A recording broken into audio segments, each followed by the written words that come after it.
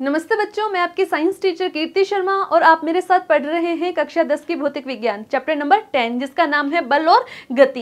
देखो बच्चों, last chapter में हमने गति के बारे में पढ़ लिया है कि गति किस किस प्रकार की होती है। आज हम गति के साथ बल पढ़ेंगे।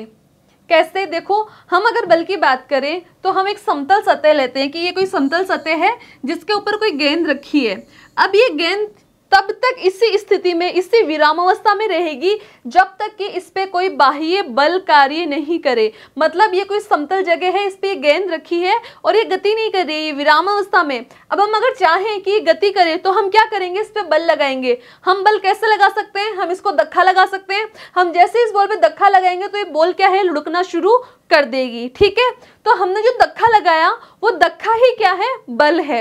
तो देखो इधर कि किसी वस्तु पर लगने वाला धक्का या खिंचाव ही क्या होता है बच्चों, बल होता है। ठीक है, अब इधर देखो, हमने एक गुब्बारा लिया है। ठीक है, ये फूला हुआ गुब्बारा है, अच्छे से फूला हुआ गुब्बारा है ये ऐसे।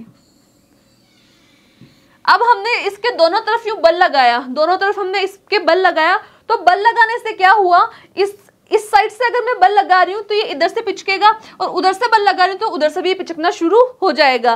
तो क्या हुआ, बल लगाने से इसकी जो आकार है उस आकार में परिवर्तन हो रहा है। मैं जैसे इधर से बल लगाऊंगी तो इसकी ये वाली जो सतह है ये अंदर धंसना शुरू होगी कि नहीं, ये इस तरीके से हो जाएगी, होगी ना, क्योंकि यहाँ हमारा हाथ आ जाएगा।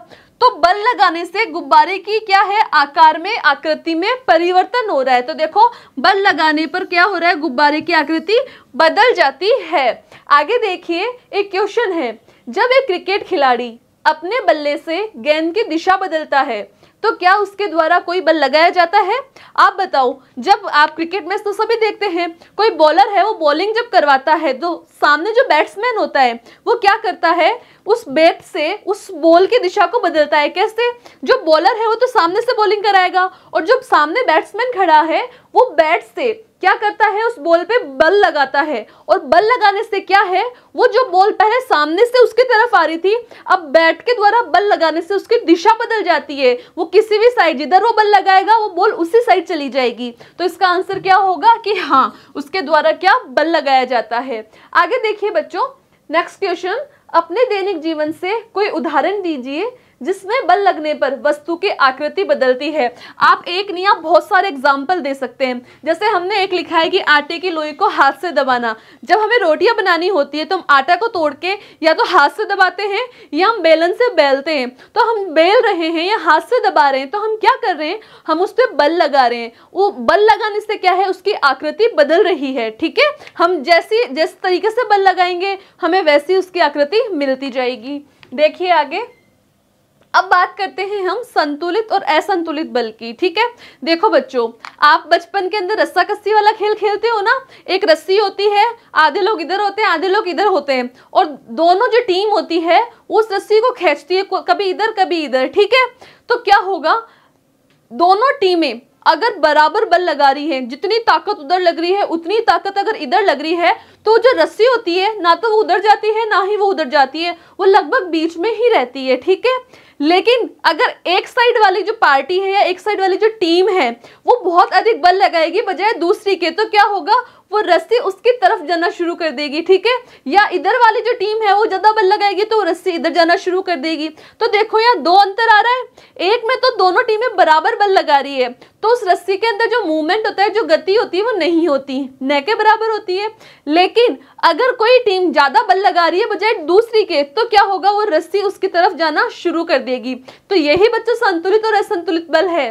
देखो इधर कि अगर दोनों टीमें बराबर बल लगा रही है तो ये जो बल होगा वो हो जाएगा संतुलित बल। और संतुलन का मतलब तो आप समझते ही हो ना, हर चीज संतुलित अवस्था में रहे, ना तो रस्सी इधर जाए ना ही उधर जाए।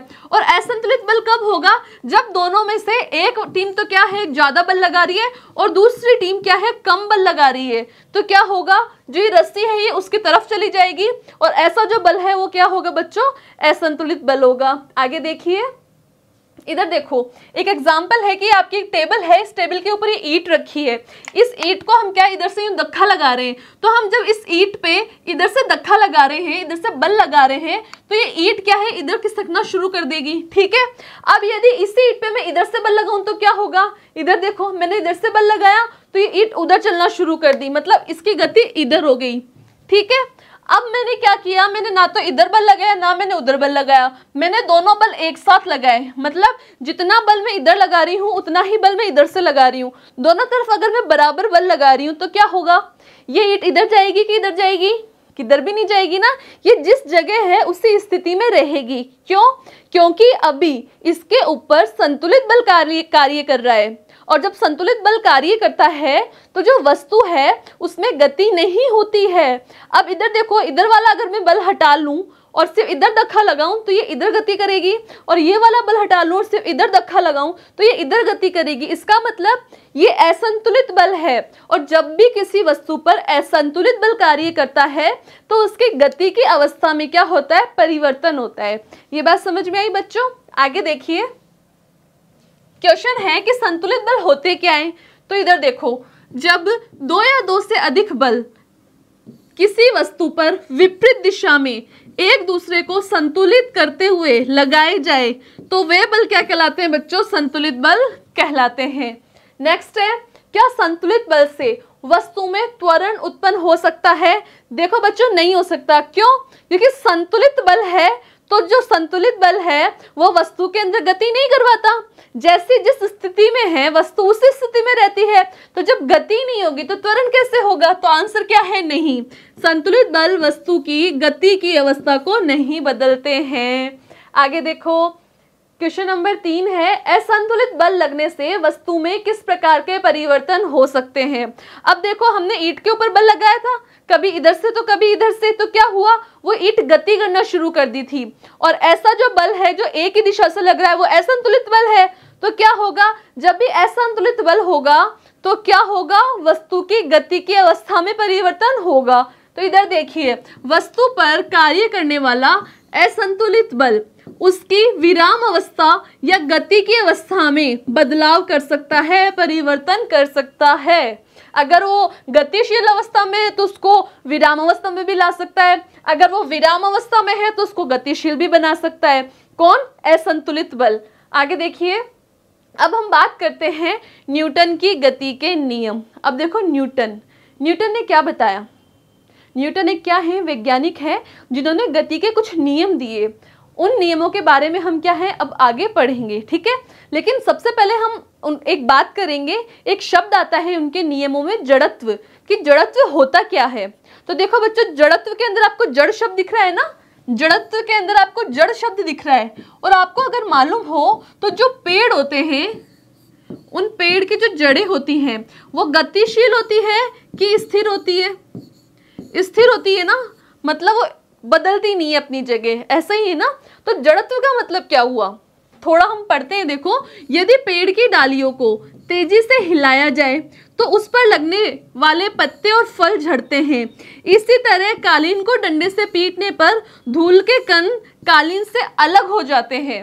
ये क्या कहना चाह रहा है कि ये कोई पेड़ है, इसके ऊपर फल और फूल लग रहे हैं, मैंने इस पेड़ को हिलाया तो हिलाने से क्या होगा कि ये जो फल और ये फूल है ये नीचे झड़ते हैं ना। हम बहुत सारे बेर वगैरह तोड़ते हैं झाड़ियों से, कैसे तोड़ते हैं? इसी तरीके से हिला के तो तोड़ते हैं। तो ऐसा क्या हुआ कि जो बेर है या ये फल फूल है ये टूटने लगे। या फिर आप कभी कोई कालीन झड़काते हो सफाई करने पे, तो आप उस कालीन पे डंडे से मारते हो बहुत सारा, और डंडा मारने से क्या होता है, आपको धूल के कण उछलते हुए दिखते हैं, ऐसा होता है ना। तो हुआ क्या, ये सब हुआ जड़त्व के कारण। अब आपको अभी भी ऐसा समझ में नहीं आया होगा कि जड़त्व क्या हुआ। तो जड़त्व का मतलब देखो बच्चों, जड़ मतलब स्थिर। तो जड़त्व का मतलब क्या होगा कि जो कण होते हैं या जो वस्तु है, अगर वो स्थिर अवस्था में है तो स्थिर रहना चाहेगी, और अगर वो गतिशील अवस्था में है तो वो गतिशील रहना चाहेगी। कहने का मतलब है कि वो अपनी स्थिति में, वो जिस स्थिति में है, चाहे वो स्थिर है चाहे वो गतिशील है, वो उसी स्थिति में रहना पसंद करते हैं, वो अपनी स्थिति बदलना नहीं चाहते हैं। तो यही क्या है बच्चों, जड़त्व है, ठीक है। देखो, हमने अभी जितनी भी चीजें पढ़ी ना, उन सबका कारण क्या है, जड़त्व है। कोई भी वस्तु, चाहे वह विराम अवस्था में हो या वो गतिशील अवस्था में हो, अपनी मूल अवस्था को बनाए रखना चाहती है, और वस्तु का ये जो गुण है, ये गुण ही क्या कहलाता है बच्चों, जड़त्व कहलाता है। तो अब इसमें कोई डाउट है? क्लियर हो गया ना। जड़त्व का मतलब ही क्या है कि वो स्थिर रहना चाहती है। अगर वो गतिशील है तो वो चाहेगी कि मैं गतिशील ही रहूं, और अगर वो विरामावस्था में है तो चाहेगी मैं विरामावस्था में ही रहूं। ठीक है, देखो बच्चों आपने कई बार किया होगा ऐसा कि एक यहाँ पे नोट रखा है, इसके ऊपर पानी का ग्लास रखा है। ठीक है, अगर आप झटके से इस नोट को खींचते हो तो ग्लास तो वहीं के वहीं रह जाता है और जो ये नोट है वो निकल के आ जाता है। ऐसा क्यों हुआ? ऐसा इसलिए हुआ बच्चों कि आपने नोट को खींचा, मतलब आपने बल किस पे लगाया? नोट पे। नोट के ऊपर रखा था गिलास। अब आप उसको अचानक से झटके से खींचोगे तो जो ग्लास है वो क्या चाहेगा? वो पहले कौन सी अवस्था में उसके ऊपर रखा हुआ है? इस नोट के ऊपर रखा हुआ है ना ये ग्लास, तो ये स्थिर अवस्था में है। आपने बल किस पे लगाया? नोट पे, तो नोट को आपने खींच लिया, लेकिन जो ग्लास है वो नहीं खींचेगा। क्यों नहीं खींचेगा? क्योंकि वो स्थिर अवस्था में था और स्थिर ही रहना चाहेगा। लेकिन अगर आप ये नोट तो क्या है, खिंच जाएगा, और ग्लास क्या है, ग्लास उसी स्थिति में रहेगा। लेकिन अगर आप इस नोट को धीरे धीरे धीरे धीरे धीरे धीरे खींचोगे तो ये ग्लास उस नोट के साथ गति करेगा। क्यों? क्योंकि ये ग्लास किसके ऊपर है? इस नोट पे है। आप इसको धीरे धीरे खींचोगे तो ये जो ग्लास है वो भी किस अवस्था में आ जाएगा? गतिशील अवस्था में आ जाएगा, और फिर क्या है, ये भी गति करेगा। लेकिन आप झटके से खींचोगे, अचानक खींचोगे तो ये ग्लास क्या है, स्थिर ही रहना चाहेगा। आपने उतना बल नहीं लगाया कि वो ग्लास भी साथ में आ जाए। ठीक है ना। तो देखो जड़त्व के कारण गिलास अपनी स्थिति में बना रहता है। आगे देखिए, अब हम बात करते हैं जड़त्व और द्रव्यमान आपस में कैसे कनेक्टेड है। तो देखो बच्चों, जड़त्व के कारण वस्तु अपनी गति की अवस्था में बदलाव का विरोध करती है। ये बात तो हम पढ़ चुके हैं। विरोध क्यों कर रही है? क्योंकि अगर वो स्थिर है तो वो स्थिर ही रहना चाहेगी। अगर आप बल लगाओगे तो भी वही चाहेगी कि मैं स्थिर ही रहूं, और अगर वो गतिशील है तो वो गतिशील रहना चाहेगी। आप अगर थोड़ा बल लगाओगे तो भी वो चाहेगी कि वो गतिशील रहे। यही तो जड़त्व है ना।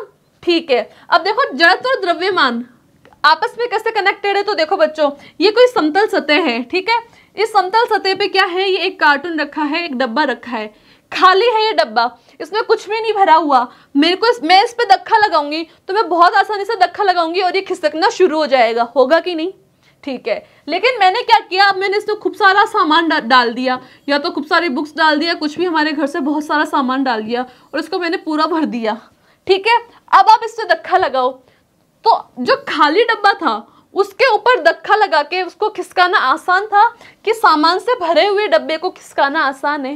तो आप क्या कहेंगे? खाली डब्बे को। क्यों? क्योंकि खाली डब्बे का जो द्रव्यमान है वो भरे हुए डब्बे के द्रव्यमान से क्या है, कम है। द्रव्यमान मतलब उसका मास, उसका वेट है ना, तो वो कम है, तो उस पर क्या है, कम बल लगाना पड़ा। क्यों कम बल लगाना पड़ा? क्योंकि उसका जो जड़त्व का मान है वो भी कम है।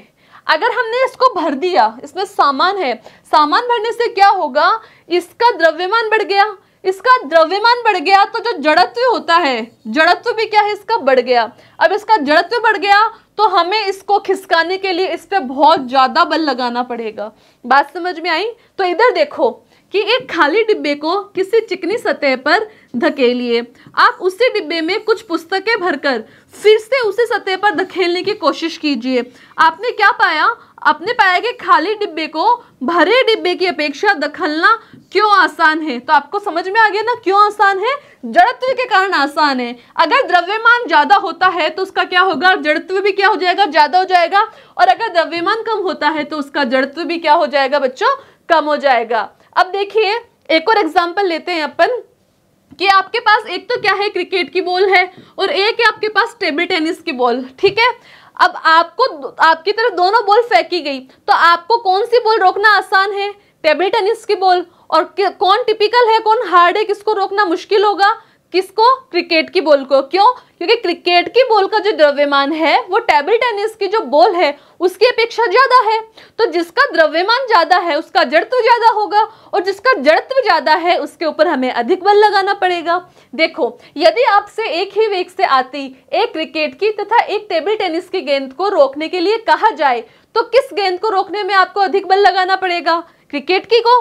आगे देखें, आप देखेंगे कि टेबल टेनिस की गेंद की अपेक्षा क्रिकेट की गेंद को रोकने में ज्यादा बल लगता है। कारण आपको समझ आ गया ना क्यों? क्योंकि इसका क्या है, द्रव्यमान ज्यादा। सभी वस्तुएं अपनी विराम अथवा गति की अवस्था में बदलाव का विरोध एक समान रूप से नहीं करती है। अब देखो, जो भारी वस्तुएं होती हैं, मतलब जिनका द्रव्यमान ज्यादा होता है, वो हल्की वस्तुओं की अपेक्षा अधिक विरोध करती है। क्यों? कारण आपको समझ में आ रहा है ना, क्यों क्यों क्या? हम कह सकते हैं कि द्रव्यमान जड़त्व का माप है, मतलब जितना ज्यादा द्रव्यमान होगा जड़त्व उतना ही ज्यादा आएगा, और जितना कम द्रव्यमान होगा जड़त्व का मान क्या है, उतना ही कम होगा। तो एक तरीके से द्रव्यमान जड़त्व का माप हुआ ना, है ना? बात समझ में आई? तो इतना आपने पढ़ ही लिया है, इसके आगे का हम पढ़ेंगे नेक्स्ट पार्ट में। ठीक है बच्चों, धन्यवाद।